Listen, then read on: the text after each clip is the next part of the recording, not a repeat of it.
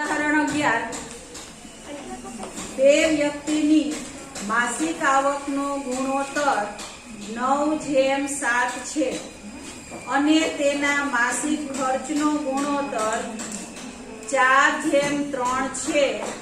જો દરેક વ્યક્તિ માસિક ₹2000 ની બચત કરે તો તેની માસિક આવક શોધો. ઉદાહરણ નંબર 11 આવું છે. હવે તમને જેમમાં એ દાખલો આપ્યો છે એટલે આપણે પેલો ગુણોત્તર છે એના માટે અચળ આમ તો કે ધારીએ, પણ આમાં આપણે ચલ પદ તરીકે x ધારશું. બીજા ગુણોત્તર માટે શું ધારીએ? y. એટલે નીચે આ રીતે લખી શકાય. લખો જોઈએ બે વ્યક્તિની આવક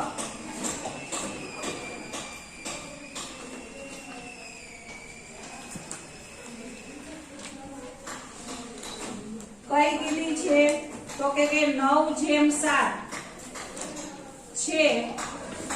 તેથી 9x અને 7x થાય. એ જ રીતે બીજો ગુણોત્તર તમને માસિક ખર્ચનો આપ્યો છે એટલે આમ લખીએ કે માસિક ખર્ચ 4:3 છે. તેથી એના માટે ચલ પદ આપણે y લઈએ તો 4y અને 3y થાય.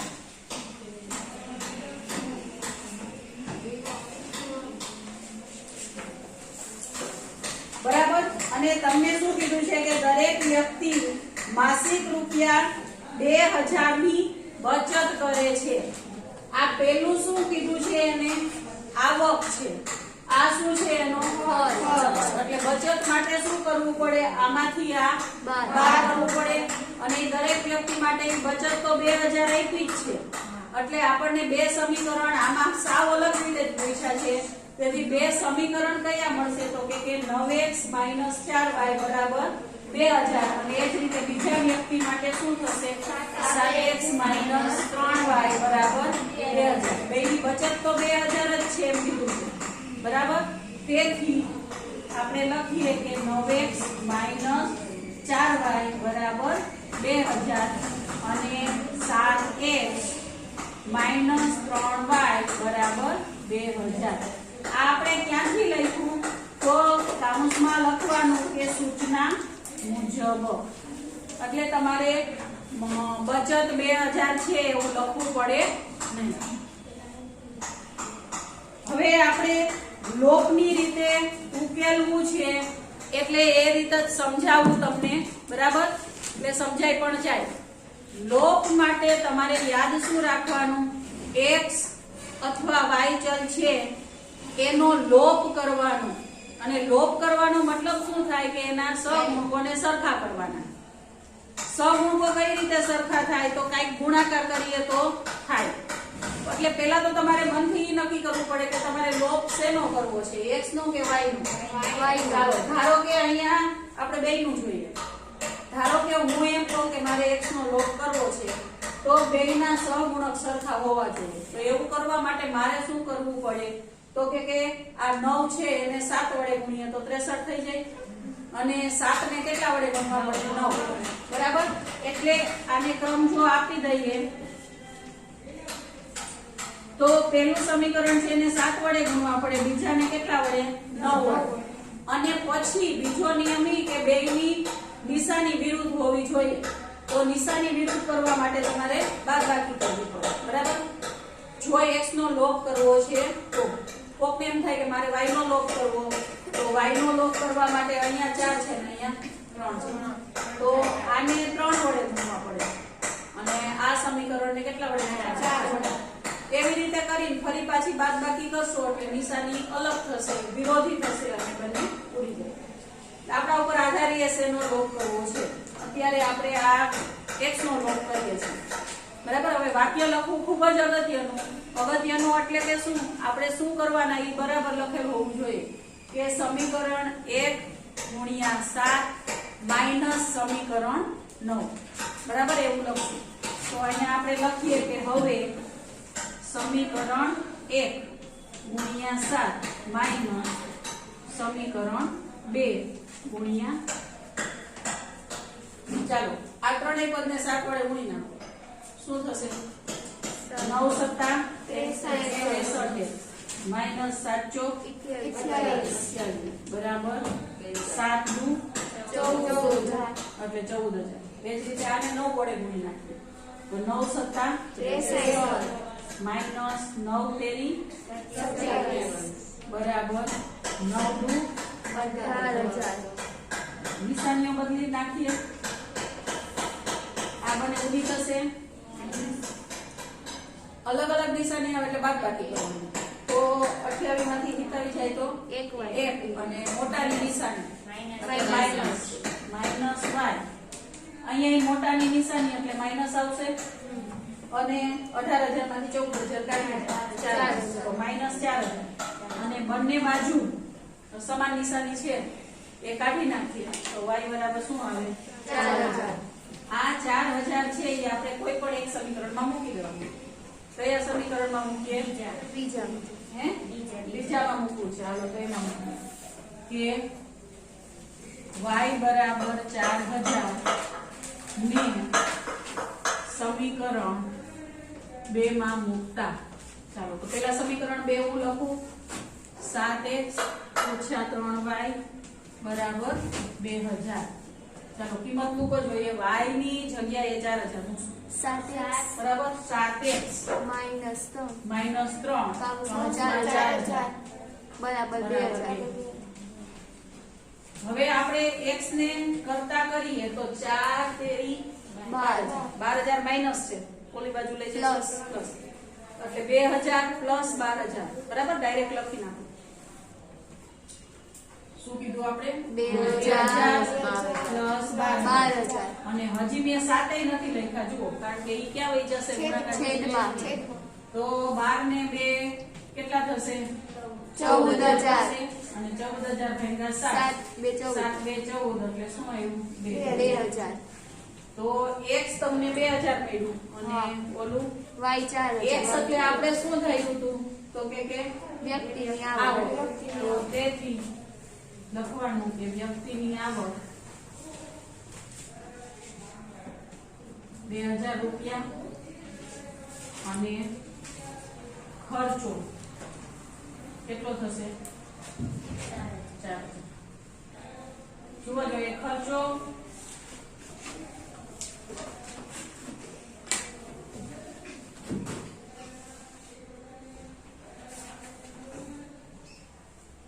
લખી દો.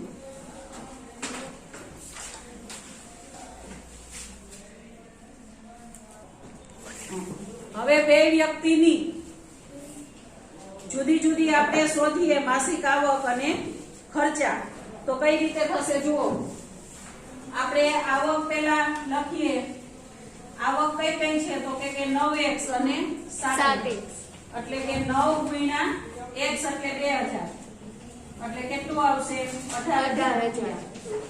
અને એ જ રીતે 7x એટલે 7 ગુણ્યા 2000 એટલે કે 7 દુ 14000 બરાબર. આ માસિક આવક થઈ અને એ જ રીતે આ શું છે? માસિક ખર્ચ. તો એ બંનેનો અલગ અલગ શોધવાનું છે.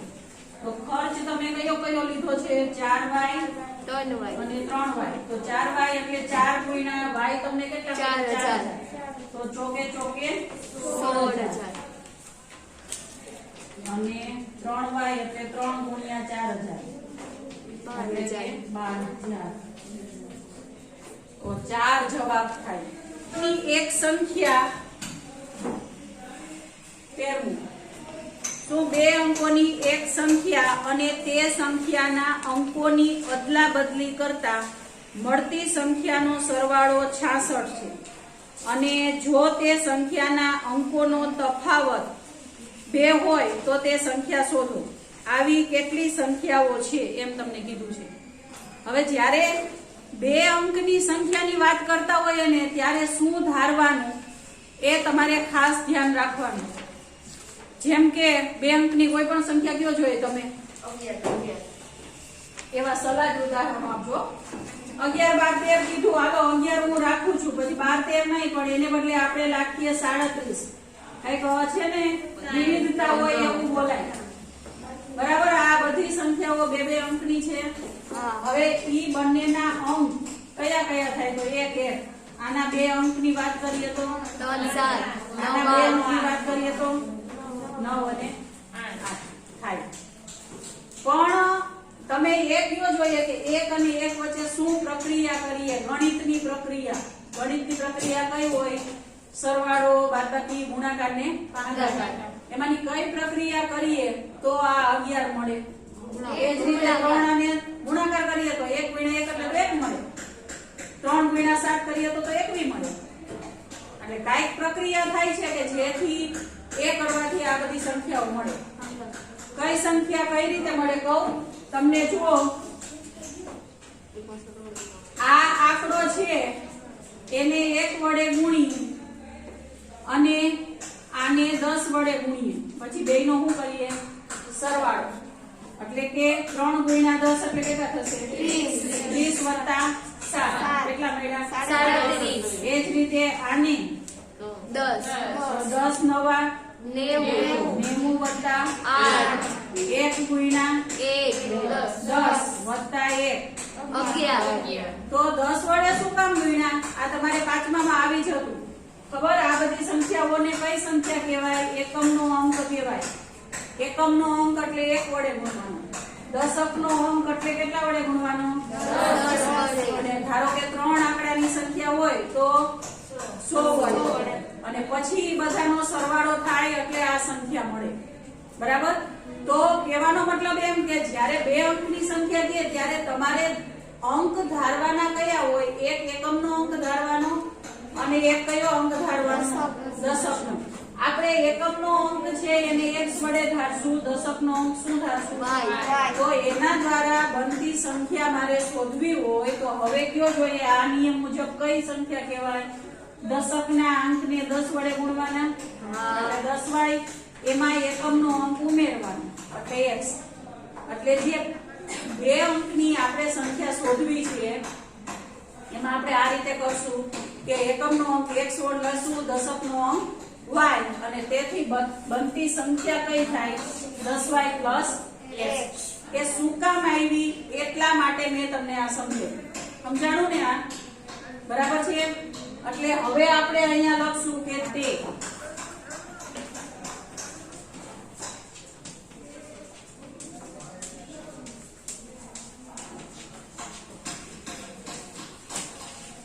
એકમનો અંક બરાબર x અને દશકનો અંક બરાબર y. તેથી બનતી સંખ્યા કઈ થશે? 10y + x. આપણે જે શોધવાની છે એ આ સંખ્યા શોધવાની છે. હવે બે શરત આપી છે. બે શરત મુજબ પેલા બે સમીકરણ મેળવશું. ચાલો, શરત પહેલી એટલે પહેલું વાક્ય વાંચો જોઈએ. તમને એમ કીધું છે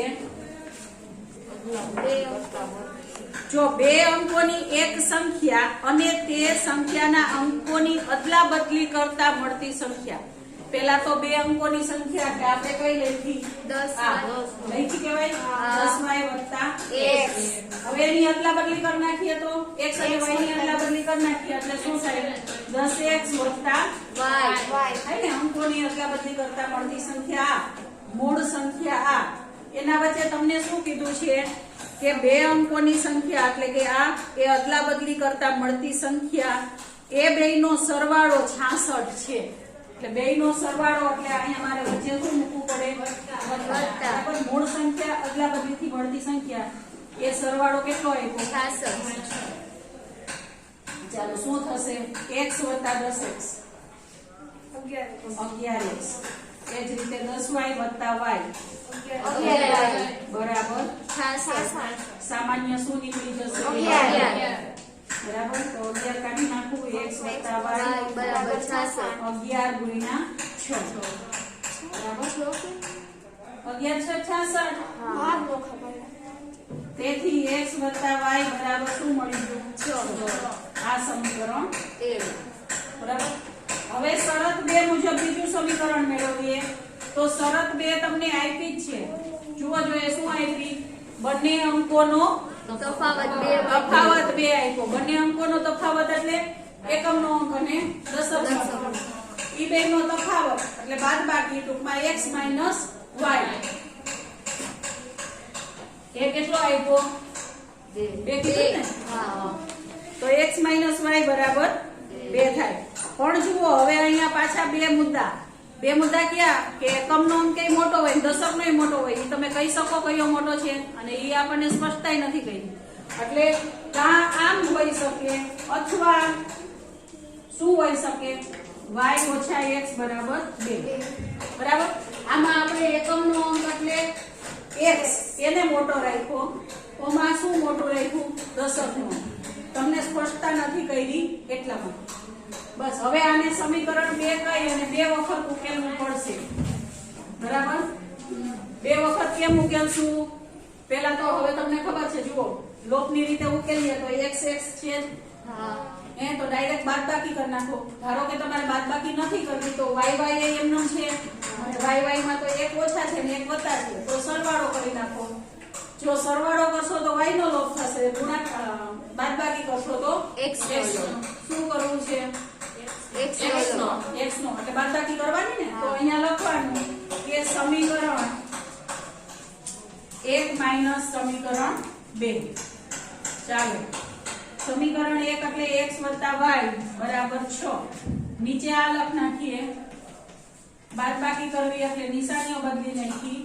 y y 2y અને 6 માંથી 2 જાય તો 4. તેથી y બરાબર શું મળે? 4/2 એટલે કે 2. આને એક સમીકરણમાં મૂકવાના. તો ને સમીકરણ પહેલું જ આપણે લખી નાખીએ. x y બરાબર 6. y ની જગ્યાએ 2 મૂકો તો x 2 બરાબર 6. તેથી x બરાબર 6 - 2 એટલે ડાયરેક્ટ 4 લખવાનું. બરાબર. તેથી સંખ્યા કઈ મળે? તો સંખ્યા એટલે આપણે બોક્સ બનાવ્યું એ 10y x.